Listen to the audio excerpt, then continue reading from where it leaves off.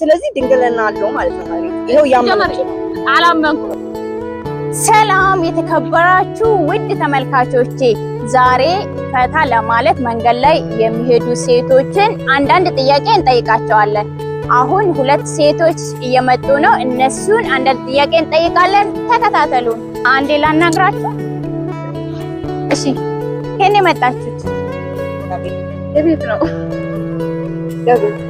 ስማችሁን ማወቅ እችላለሁ? ማን ልበል? አንቺ? ሶለሽ። አንቺስ? ነስ ይባላል። ኦኬ። የት ሀገር ልጆች ናችሁ? እኔ ወላይታ ነኝ። አንቺሳ? እኔ ደቡብ ነሽ? ኦኬ። እሷም ደቡብ ናት። ደቡብ። አንድ ጥያቄ ልጠይቃችሁ፣ ለመመለስ ዝግጁ ናችሁ?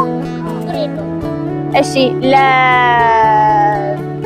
ለሰው ድንግል አላት ብለን ስንል ለእንስሳ ምንድን ነው የምንለው? ድንግል አለው እንዴ እንስሳ? አዎ አለ። ምን እንደሚባል አላውቅም እንጂ ድንግል እንስሳ እንዴ ማሰብ አይችልም እንጂ ልክ እንደ እንትን አለ የሚባል እረፍት እንጂ አለ። ድንግል አለ ለእንስሳ። አሁን ድንግል የሚባለው ምንም ካላረጉ ድንግል ናቸው። ስለዚህ ከብቶች ምናምን ምንም ካላረጉ ድንግል ለሰው ነው ድንግል ያለው እንጂ ለእንስሳ እኮ ድንግል የለም። አንቺ ለመሬት ራሱ እኮ ድንግል አለ። ያ ኢላሂ ለላ እኔ አለ ነው የምለው፣ ግን ስሙን የጠፋብኝ ምን ለማለት አስታውሲ፣ ለማስታወስ ሞክሪ እስኪ።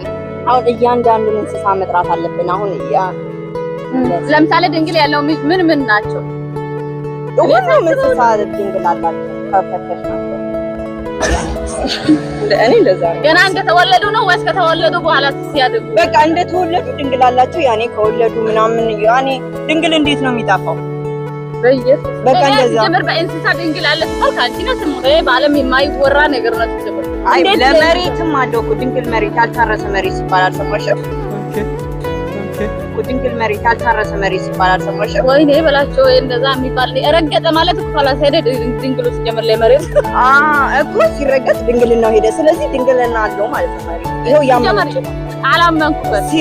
ሲረግጡት ይሄዳል ድንግልናው ካለ ድንግል አለው። መሬት ወደ መሬትም ቀየራችሁ እንዴ? እኔ እኮ እንስሳ ነው ያልኳችሁ። መሬት ክሌል ለማድረግ ብላ እኮ ነው እንትን የምትሰራው። ግን በመሬት ስለ ጓደኛዬ እንዴት እንደምትረዳ ስለማውቃት ነው። Oh my God! Wow! Oh my God!